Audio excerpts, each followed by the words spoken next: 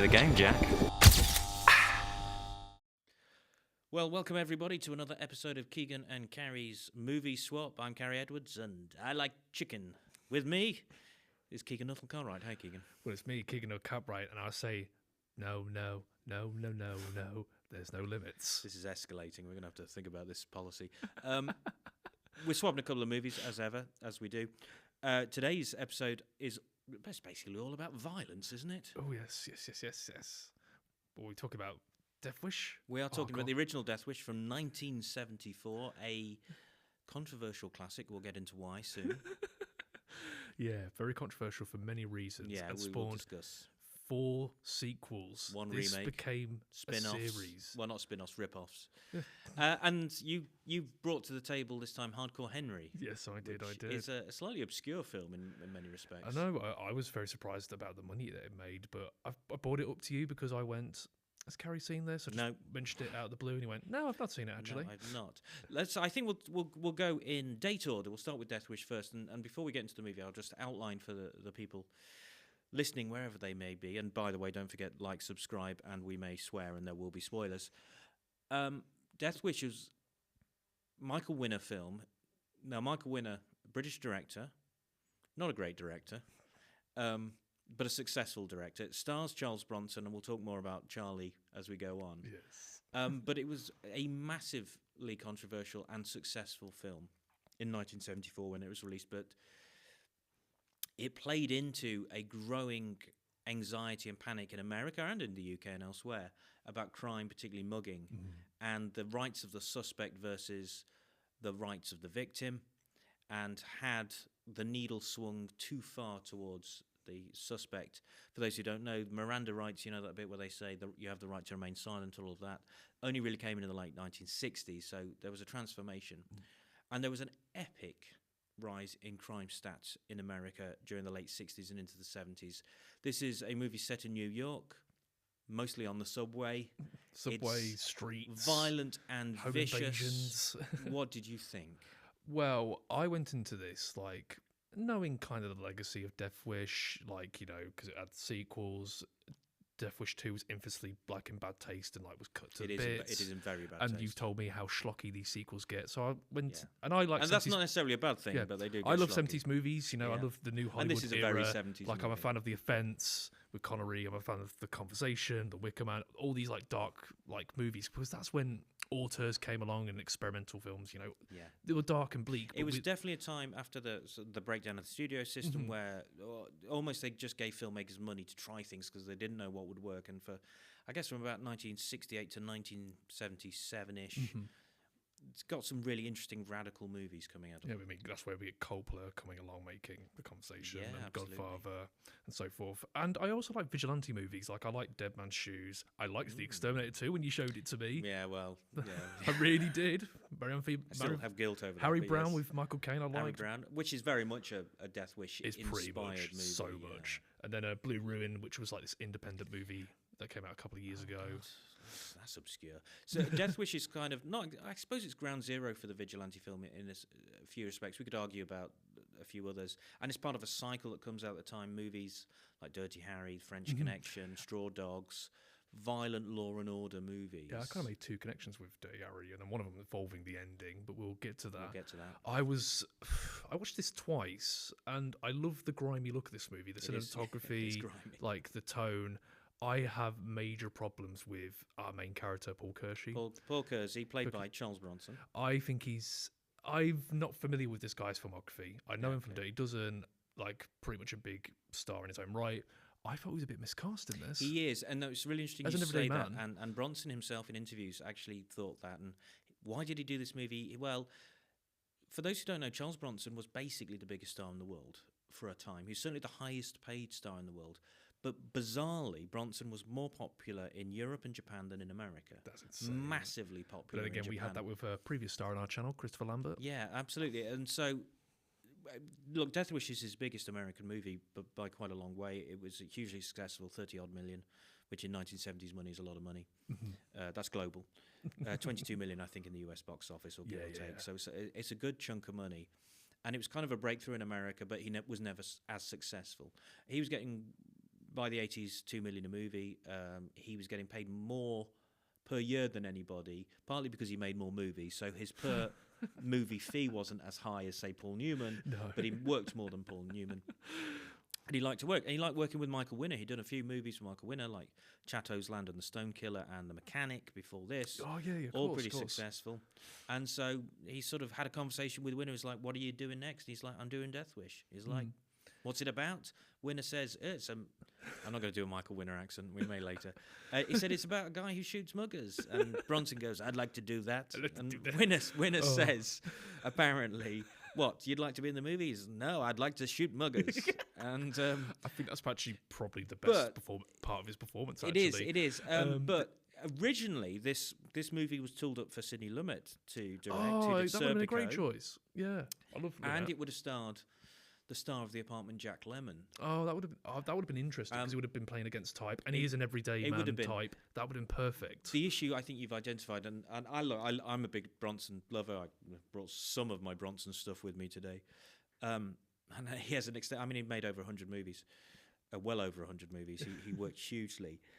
He's slightly miscast because by 1974, everybody knows that Charles Bronson shoots people. Yeah, he's got he's an a tough image. guy. He's an actor. He's a tough guy, and they do try their best to make it like he's an architect. Yeah. They put the glasses on him to make him age. The character's journey is one of meek pacifist to violent avenger, and it's like this Charlie Bronson. He's going to shoot somebody. Is the same Charles Bronson we meet at the beginning of this film is kind of like the same Charles Bronson we meet at the end of the film, but the way it's written, he's kind of got a mini arc because he meets the Texan architect, yeah, he does, and he gives him that gun, and I have a problem with that. He gives him that present, and he doesn't look at it at all, and he goes on the plank going, wouldn't you looked at it like the moment you gave it to it? Just to give some context, the plot of the movie I'll briefly describe. Yeah. Basically, Charles Bronson is a successful architect in New York. He's a lefty liberal.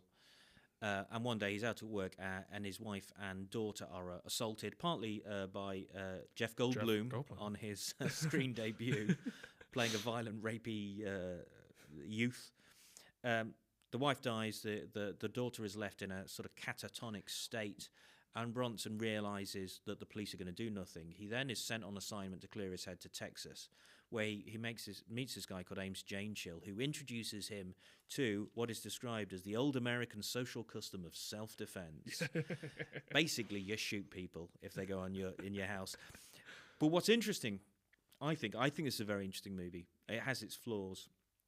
But what's interesting for me is that it's not a revenge movie. It's often described as a revenge movie. No, because what I found... He shows no interest in finding Jeff Goldblum. What I found subversive about it is I thought this was going to be really grimy, like both of the mother and the daughter get killed off. That doesn't happen. Yeah. She gets wounded, and of course you have that moment early on in the hospital where a guy's bleeding in the hospital and nobody's doing nothing. Yeah, and you show the crime escalation in New York City early on, which is all absolutely true. The crime stats for New York for this time before are wild. The infamous rape scene, you get the 21 murders coming up. Like very much New York is a grimy place, and you get that moment with the muggers as well. Like defenseless, nobody's doing anything, and Charles Branson's looking there going, "I could do something."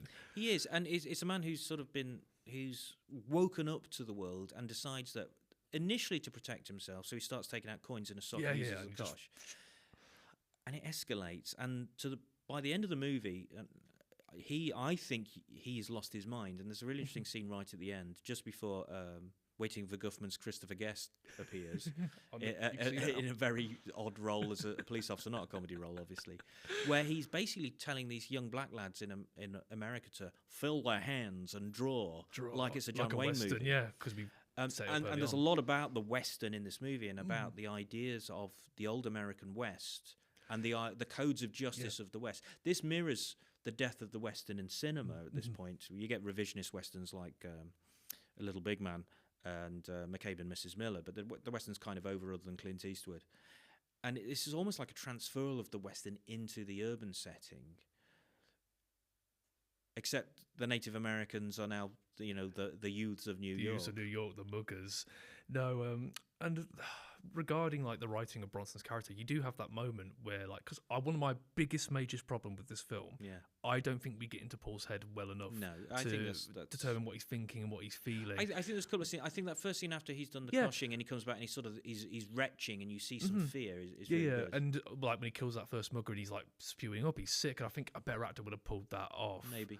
I feel like because I was thinking away, can you fix this? Because we were talking about William Peterson and Manhunter, and you talk about how eternal that performance is. Yeah, I struggled with him. And that is very much built in Bronson's performance. He's like a stoic old man, which is most of Bronson's later career. I've met people like this, like men who like hold all their emotions deep because he has that talk with his son.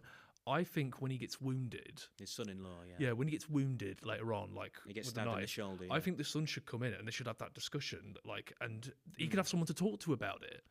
It's interesting. Yeah. He is. Because I don't know what he's thinking. Bronson's performances. It's interesting if you look at Bronson's career. His work in Europe, particularly films like Rider on the Rain and Farewell Friend. His performance is very different. In America, he, I guess, got typecast as this sort of stoic, violent guy. They played up on this in interviews with him. He didn't really like interviews. And he projected this aura that he might explode in violence at any time. However, a lot of his friends said he was the loveliest guy. He wouldn't have a lot of friends, but people like Lee Marvin, and he loved his family. And he's an interesting guy, Bronson. He grew up in abject poverty in Pennsylvania in a mining town. The sort of poverty where one kid comes home and you take the socks off them because there's only one pair of socks because there's many kids. And he ended up serving in the US military during the Second World War, and then he decided to be an actor, kind of randomly. And he has this great, interesting ensemble career in the 60s, Dirty Dozen, Magnificent Seven, Great Escape. Once Upon a Time in the West, but that's like a more... Well, Once Upon a Time in the West is kind of the key movie that turns him into this global star. Huge in France, that movie. Yeah, runs for weeks and weeks. Massive in Japan. Because it worked for Rhys Wood with the Man with No Name trilogy. He turned to an international film star because of that. From TV to film. Funnily enough, Leone wanted Bronson in a few dollars more and ended up with Lee Van Cleef. And then got Bronson for Once Upon a Time in the West. And that, again, is a very quiet, still, stoic performance. It's a brilliant movie. Some people find it a bit long, but I'm telling you right now, it's brilliant. And so he kind of comes back to America, but gets typecast films like Mr. Majestic, which is great fun. And I'm not sure he's pushed enough or does enough. But he has I like his screen. I think Bronson has a really interesting stoic screen presence. Same year or just after this, another film comes out called Hard Times, where he acts a lot more. But there are limits to his performance. Yeah, and I just felt like that was the biggest issue with this because he's so stoic and he's so internal that I can't get a read of him half the time. And I know I need there's an arc you need with this because I thought this was quite subversive in many ways. It is subversive. He never gets the killer. He's not even interested in finding them. I was fascinated by that because usually in these typical revenge movies, like Dead Man's Shoes, he spends the entire journey going after. And if you watch Death Wish 2, that's exactly what Death Wish 2 is. His daughter gets attacked again. Murdered this time. I know, and then he goes around killing them. One of them is Lawrence Fishburne, which is quite good fun. The third, Larry Fishburne. And he was Larry Fishburne back then. There's also a lot of satire about the media in this. And about how the media celebrates and gets excited about this sort of thing.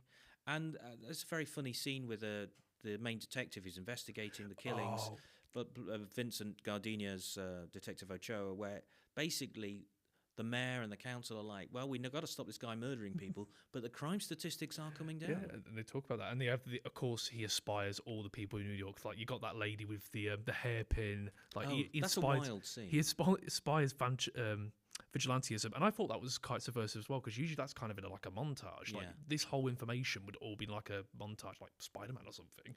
That's I say why I think that's a wild scene. The Winner was a competent but slightly lazy director, I will say, for Michael Winner. He churned out a lot of decent movies and quite a lot of terrible movies. The scene with the old lady with the hat pin is bizarre because it starts off as a news report. It does. And midway through the news report, it comes into a flashback. Yeah. And you're watching it thinking, it's the flashback in the news report? Did they or have we stopped being a flashback? Have we stopped being a news report and become a flashback? So I'm pretty sure that's not the only time they do it. Of course, you have that guy, the builders, who go after that one guy and they kick his ass, and it's like, oh.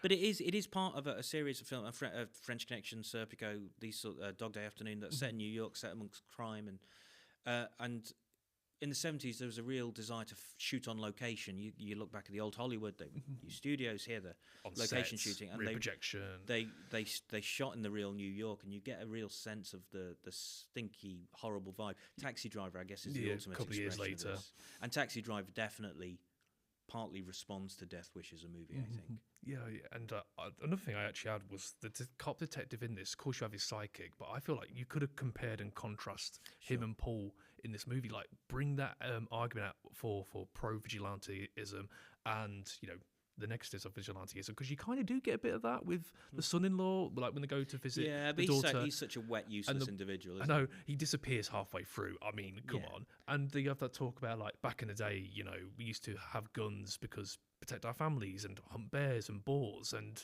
New York's like, they make a big deal out of this. It's illegal to carry a firearm. It is illegal. But if you cut out your pockets in your raincoat, you can hide it and nobody will know. I laugh so much at that because Paul is such a good shooter that he doesn't get discovered early on. They do account for that in the plot with some brief dialogue, Yeah, and I was sat there going, he should have worn a mask at some point, because, like, what if that guy got... For example, he shoots that guy and he ends up in the hospital bed and he's still breathing. What if that guy came up with a brief description? Movie over. I know. Look, you do sometimes have to buy into that. But then again, that's part of the theme of the movie, is that nobody's arresting criminals. So they're not arresting muggers. They're not arresting Paul Kersey either. Yeah, they talk in about fact, they only find Paul Kersey by accident. Towards the end of the movie. Yeah, they talk about, like, cops, like, are incompetent in this. Like, there's law and order, but they're not doing anything with it. That's why there was a major financial crisis in New York in the 70s. It's partly responsible for the rise of Donald Trump, actually, but that's a different issue. I mean, it's echoed in dialogue. If the police don't defend us, why don't we do it ourselves? Yeah. And that's a fundamentally important question. At what point do you, as a private citizen, when faced with those circumstances, do something? If nobody else is law-abiding, why should you be? So there is a moral underpinning in this movie that I think is interesting. And you're right, better performance is better director. Maybe would have drawn more out of that. But at the same time, I do think it is probing and playing with those questions. Is it exploitative? Yes. If you read the original press for it, they lent into the controversy. Absolutely. And look, people were writing news articles about this movie. They were interviewing audiences. A New York Times article entitled, "What Do They Think of Death Wish?" Or something like that anyway. And it's like, oh my God, why are they going to go out and buy guns and start shooting people? They didn't. But it does lean into anxieties around particularly city living and how unsafe it can be. And it's true, like, and that's nowadays, again, like, if you're faced in those positions, like, and there's no one to help out, like, sometimes you've got to take matters in your own hands. That's why you go in America and it's all, like, gun plays. Well, it is a film that explores a very American psychology, and this whole sequence where he goes to Texas, there's a really interesting moment. He's in Texas and he watches this cowboy, live cowboy show, and he watches it as if it's real. And I think it's a really key scene. My basic idea is that Kersey kind of detaches from reality and decides he's going to live as if it is the Old West, even though it isn't. Because there's that dialogue earlier on where he talks about draw with the guys when he's on the bridge. Yeah. He's like, "Sugar, get some money, honey. Yeah, get some honey." There is some great, prostitute dialogue in this movie, which is always nice. And there is a real flavour of sort of the slang of the time. Yeah.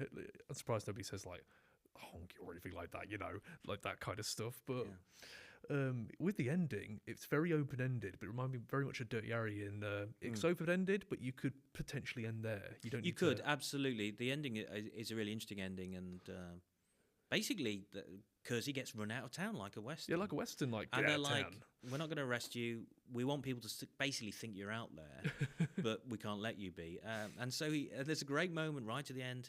He's just in Chicago, and there's some rowdy hooligan kids, and he just smiles he just does that, and it's a terrific ending, which is in the trailer. That the trailer ends with the last shot of the film. Trailers used to have spoilers. I know, but they always did it. I remember watching a trailer for Beverly Hills Cop 4, and they end with the last shot of the film with Judge Reinhold and Eddie Murphy together. I'm like, we don't need that. We don't need that. There are sequels, 4 sequels. 2 is everything people thought the first one was when it wasn't. It is rough and exploitative and revenge-driven. There are some fun moments in it. Number 3 is Wild, filmed almost entirely in London, and I can't remember where, somewhere broken down, pretending to be in New York badly. But it's just anybody should watch it. It's one of the first Cannon films to have their favourite ending, which is somebody gets rocket launched.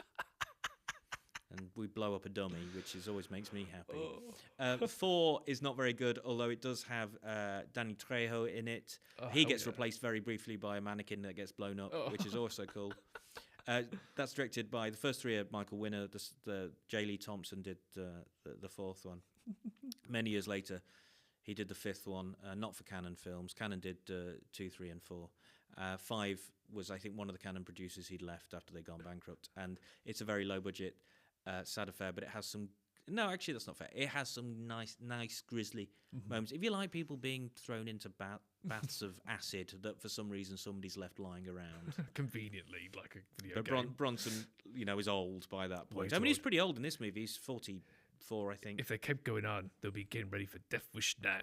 Yes. I wish I was dead. Wish I was dead. I wish I was dead. So look, I think it's a great. I think it's a great movie. I think it's a really important and interesting movie. I think it's flawed, but I think it's cool. What do you think? I think for me, like, it reaffirms that idea that I always have about filmmaking, which is you can make a movie about anything, any topic. Yeah. It doesn't mean I don't want to watch it. Just you can make anything about it. But I'll get a couple more thoughts out. Please, this reminds me a lot about Hardcore. I watched Hardcore the other day, and I thought this was kind of a better, not a better version of this movie, but they have a lot in common. Like, you got the dad, the daughter's involved in the plot, and they're involved in like the seedy underworlds of like New York City. That is a rough film. Hardcore. That is so rough. It's nasty. I loved it, but it was very much a rough film. And of course, Michael Winner, we mentioned throughout the podcast. You may remember him as the guy.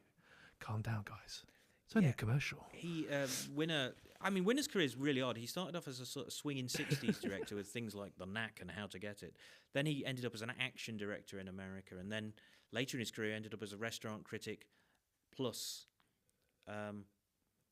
advertising person for insurance or whatever it was. As a kid, I was quoting that so much I didn't even know what it was even If you read up on Michael Winner, some people will tell you he was a lovely guy and some people tell you he was absolute trash.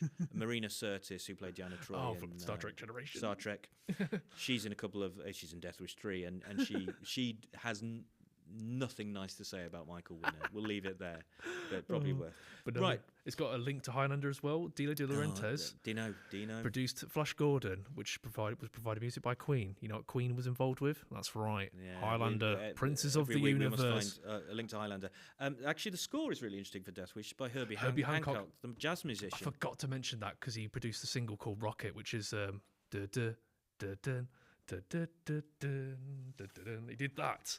I was like, So it's a sort of funky, weird jazz fusion score. That's the point I forgot to mention. This movie's overly scored. Like you get the scene with Jeff Goldblum, and you can compare and contrast that with A Clockwork Orange, which came out around the same time, 2-3 years prior, and that's very much, no music. It's very much McDowell. No sounds, singing in the rain. It's more creepy and actually scary than what. Yeah, but it builds and it grows. There's something discomforting about the music in Death Wish, which was very deliberate.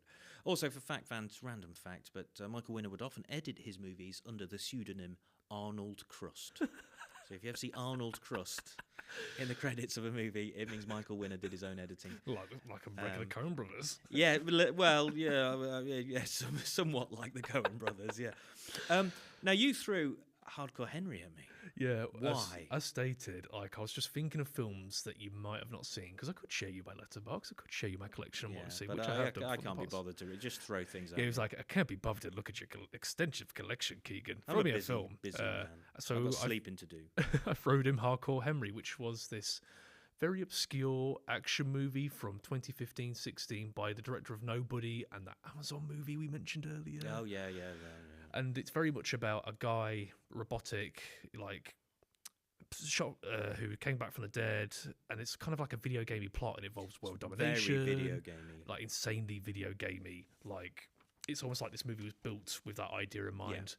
Because this director was involved with a band who directed music videos, and they very much did it in this POV style, which is very influential. I mean, the whole film is first-person perspective POV. Mm-hmm. They basically mounted a GoPro to a mask. It is, and it looks incredible. I would say, it was funded by Indiegogo, so a lot of people's hard money was put into this, and it looks amazing. It was shot on a very small budget, $4 million. Whatever. And actually, the production value on that budget is really good. And I felt it was interesting because POV as a storytelling device tool was barely been used in movies. Like I was thinking the opening, it reminded very much of RoboCop. I've written several notes about RoboCop. It reminded so much of RoboCop that entire moment. You just needed Bob Mortimer to go like, I love this guy. You need that moment. If RoboCop started with him waking up as RoboCop, or them operating on RoboCop, and you got rid of it, very similar opening. Does the POV work for you? I think it works for me. For context, I'm so used to seeing POV because I am a big, massive fan of Peep Show, which is this British cult show from the 2000s, Mark Corrigan and Jeremy Osborne, and that's primarily shot in POV, and it's all entire. And the comedy of that comes from these inner thoughts of these very flawed human beings and how they're commenting on everyday life situations, and you really get an insight of what they're thinking, feeling at every moment. It's interesting because there is a history of this in cinema, but not much of one. The first POV movie, I think, is Lady in the Lake from 1947, directed and starring Robert Montgomery, and it did not do his career much good. In fact, it did it quite a lot of harm. That's a Raymond Chandler adaptation, a noir. And it's interesting because you only see his face if he looks in the mirror, and you only cut if he falls asleep or gets knocked out, which happens. Oh, that's cool. There's no non-diegetic, soundtrack music in it, really. There's a bit of stuff. And people sort of liked it but didn't get into it, and it just wasn't successful. And I thought about this while watching that, because obviously it's POV, but I thought the editing was interesting because they do a lot of jump cuts. Yeah, I was wondering how do you edit a POV movie, and the answer is they just do what they like, which in a sense is a good answer. And they also contrive a lot of ways to not give this character a voice. Like early on, they're going to give him like a voice chip to like actually talk. And no, and that's very video gamey. Yeah, so this central character he's Henry. Yeah. He's augmented with various things. He can't speak, so he has to use a lot of gestures. The plot is very video game. And there's even a moment where he breaks down like a first aid box and injects himself with adrenaline. Yes. And I'm like, okay, I've seen that before. I like bits of this movie, but I found sometimes the POV really difficult, particularly the whip hands. Yeah, the whip hands. Because it moves so quickly. I'm watching this movie thinking, either I'm getting a headache or I don't know what's going on now. And I understand that because in Peep Show, it's very static, like ordinary life. In this, it's an action movie, so every moment there's action. And some of the action is really interesting and really well staged. We'll talk about this. And it's paced like a video game as well. Like you get like the opening, which is like an exposition scene. Then you get video game, and then you get Howling Mad Murdoch and his many clones. We'll talk. My favourite bit of the movie is the actor Charlton Copley, who plays a wide variety of British people with a wide variety of British accents, and they're all called Jimmy. And big spoiler, but Jimmy is basically a disabled guy who has created avatars, physical avatars that he can mind inhabit, and they're all different versions of his personality. I'm pretty sure there was a scene written for this that felt like a showcase for his talents, which we'll get into. He's having a blast, and he's like the MVP of this movie. He's one of those actors I kind of think of and went, why didn't you do so much more? Because Howling Mad Murdoch, of course, it's District 9, he's wonderful in. He's capable of doing really interesting things. Free Fire, he's brilliant. He steals Free Fire. Watching in a cast full of like Brie Larson, Patrick Bergin. Yeah, yes, he's superb in Free Fire. His bits are great. It is. I think I surrendered to it, and once I surrendered to it, I started to really enjoy myself. And you've got to give the filmmakers credit for just going crazy. They go all out. Like the villain in this has got telepathic superpowers. Why does he have that? I don't have a clue. Nobody cares. And again, very video My game. theory was like maybe Howling Mad Murdoch, because I'll call him that, gave him this, but they don't expand upon it. No. He just kind of has superpowers. No. The film, I think, also has a terrific sense of humour at times. I mean, Copley's character Jimmy is part of that, but there's a really funny moment where 3 years waiting for you, and I get Charlie fucking Chaplin. There was a bit when the main character's falling out of a helicopter, and there's this lake, and you think he's going to fall in, and he just misses and hits a tree, and that made me laugh quite a lot. It's there's a sort of grim, dark humour to it around violence. I mean, as serious and controversial as Death Wish is, as crazy and ridiculous Hardcore Henry is. It is, and it goes out there. There's a moment in this where we end up in a brothel of all places, because that's where the plot's got to go to. We have a 1980s style gratuitous nudity, female nudity, of course, scene. Yeah, that was pretty funny as well. No, I also had another thought as well, because this is so POV. I wondered if someone has made a fan edit where they added like a HUD to the screen, like a life bar, ammo. And If you put that in, it would. And look, other movies do POV sections. Yeah, because there's one in. I got Bioshock. Kick-Ass has got Kick-Ass one. is exactly the one, which is very video game. I was thinking that's so very video game. Friend will always constantly go, it's the video game sequence. Yes, so there are, and Doom, of course. Oh, well, let's not talk about that. Bloody dreadful. But this is much better than Doom. I'll put that out there. It's as good as Kick-Ass, I'm not sure, but it's much better than Doom. The end almost has a zombie movie or zombie game feel with this relentlessness. They wanted to be absolutely bigger as well. They wanted like the villain throwing bodies at him, but they just thought it was too big. They also had that with the Jimmies as well, and that's where we get the explanation the explanation for why he's existing in the first place. Did you like the musical scene with the Jimmies? Oh, I loved it. I think that feels like something that you should put in a show reel to show everybody. I got you under my skin. Sharlto Copley's various avatars all sing, and it's great fun, and it's like that's I think the point where I surrendered, where I thought, I get this movie. Yeah, you get this now. An hour I in, get you go, I'm into this movie, in with the madness, and also. Some of the budget must have gone on this soundtrack. You make me feel like dancing. Leo Sayer. I was about to say, don't stop we don't get now. enough Leo Sayer in My movies, girl, do we? the Magnificent Seven theme. Yes, the Magnificent Seven theme, which was and part of a nice big link to Bronson. And in fact, there was a quote: "Good job, Charlie Bronson," which I scribbled down. Oh yeah, Charlie Bronson. Who knew there was a bizarre scene? So there's a nice Charles Bronson reference in it as well, and Bravo 20 and all sorts of things. It's so much like that was supposed to be a bigger sequence with the horse, but then it came into a Raiders situation where they didn't have the time or money to make it, so they just went, make it a joke. It is, it is a funny joke, and again, it's part of that humour. Favorite action moment, scene? It's every time like Henry starts running, because I just think in Mirror's Edge, it's a POV game from the 2000s Xbox where you spend a lot of it like parkouring, running and all that, very much of the time because of Casino Royale. Yeah, there was a lot of parkour style. I think the whole shootout in the and it is again very video game in the sort of rundown hotel where they're trying to get one body down in a lift and they're killing everybody and they're working in tandem, and it's very much the problem with this though. Isn't it rather like watching somebody else play a video game? It is. It feels like that. And I feel like my biggest flaw is the pacing is because it's 90 minutes, which is a quick run time for this movie, but I did feel a little bit drained like afterwards. Where do you breathe? And there's no characterization and you get no reaction. So although in a sense you get ultimate identification, you're looking through their eyes, you get no guide to how to feel and how the main character reacts to things, and he can't even tell you because he can't speak. Because we don't even get to see his face half the time. As a sort of at the end, roller coaster ride, it works, but as a sort of story, it falls down. No, it's just a fun ride, and really, that's about it. But also, it's got one of my favourite lines from this movie is when we cut to the sniper Jimmy. And he goes, "There's a certain stigma to blokes who like music, and I'm straight as an arrow." He did say, "I'm straight as an arrow." He's like a Tommy from the Second World War. I did think the end maybe had that problem that you see in the Matrix sequels, particularly the second one, the burly brawl stuff. It's like maybe too much. Yeah, like it's a bit too ambitious for its own good. It also ends in a very Under Siege 2 way of dispatching the wife in this, who's not the wife. It's an implanted memory by cutting her fingers off in a helicopter. I kind of guessed that in the first scene. It's like, I don't trust her. And I was proven right. These movies are not good for women. They're just women are just getting murdered left, right, and centre in both these movies. So I don't know. No, but misogyny or something. And also, regarding the cast, we've got Tim Roth in this. Tim Roth, very briefly, Tim Roth. I know.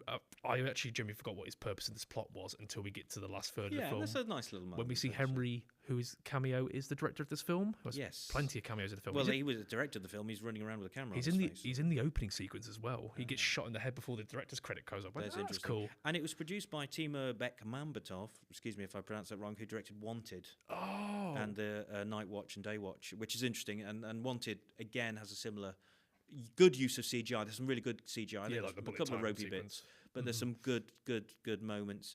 There's some moments that maybe go too far. The bit when he's getting blown out of things and he's jumping from one truck to the next truck and stuff. But at the same time, wild ride and incredibly inventive deaths. A lot of grenades blowing people up. Wilhelm scream alert. Oh yes, a Wilhelm scream, a classic Wilhelm scream. Where we samurai swords chopping people in pieces. A guy gets his head sliced in half by barbed wire, I think. Oh no, not by barbed wire. No, it's by a cable from another man's eye, which is exciting. So you've got to look at it and go, Oh, yeah, good. A guy gets his balls crushed, which is always hilarious. He deserved every single point they probably bullet pointed went, let's get that in, let's get that in. There's even a post of, there's a awkward moment of levity, but I really like, where Henry's hiding and he's with this girl and he's like going, she's like going, and then trying to hide from it, and a phone rings. I went, oh, that's a great bit of levity in this roller coaster of a film. It does take time to bring to those points. Thoroughly earning its 18 rating. Oh, it is. And, there's nothing wrong with that. This is the kind of movie that if I watched when I was 12, I'll be watching it all the time. Maybe I that's the best way to think moments, of it. I was like going, wow, look at that. It is absolutely a movie. Also, there's a worth using his money as well, because there's a moment where they had to CGI like the branding of the music video, the band in this. Oh, do they? Yeah, it's when he's on the bus and there's this guy who walks out and the fabric looks weird. That's because he had this brand on. They CG'd it out, and also the connection to Highlander. It's a better job than what they did with that JVC sign in Highlander Endgame. Okay, yeah, because I didn't even notice at the time, and then I listened to the commentary. And a lot of things are better than Highlander Endgame. Well. Put that down there. Well.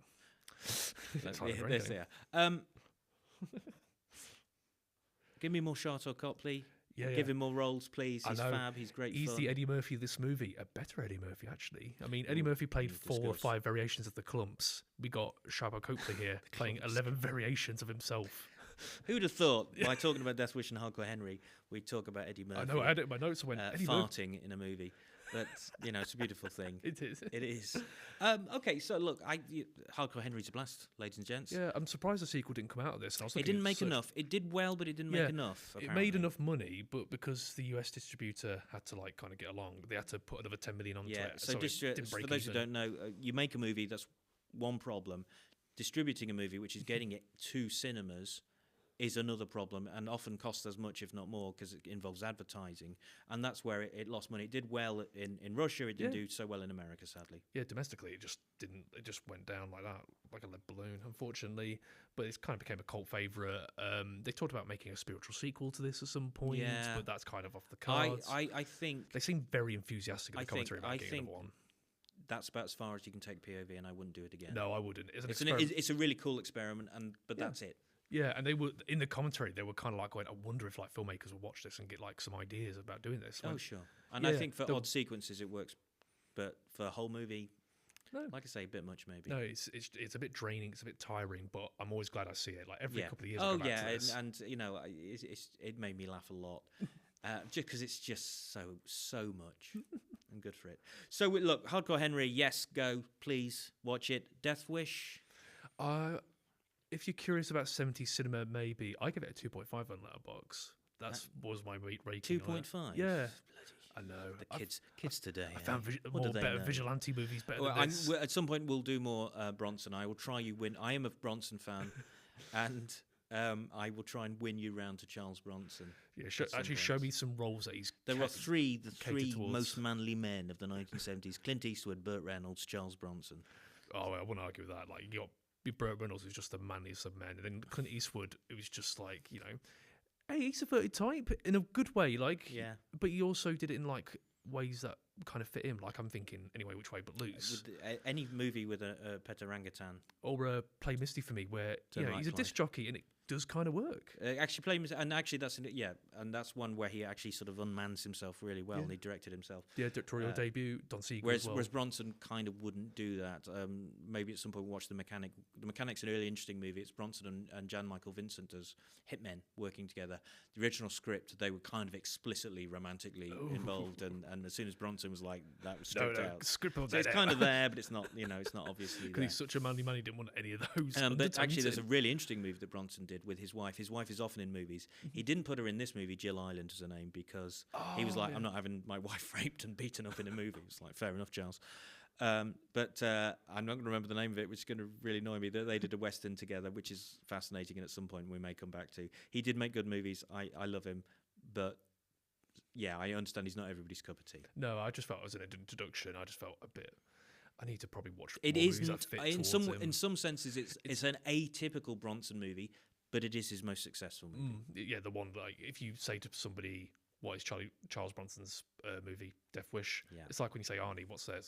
But Commando. Maybe, actually, Farewell Friend, or Once Upon a Time in the West, or Red Sun, which is the where he stars alongside Toshiro Mifune.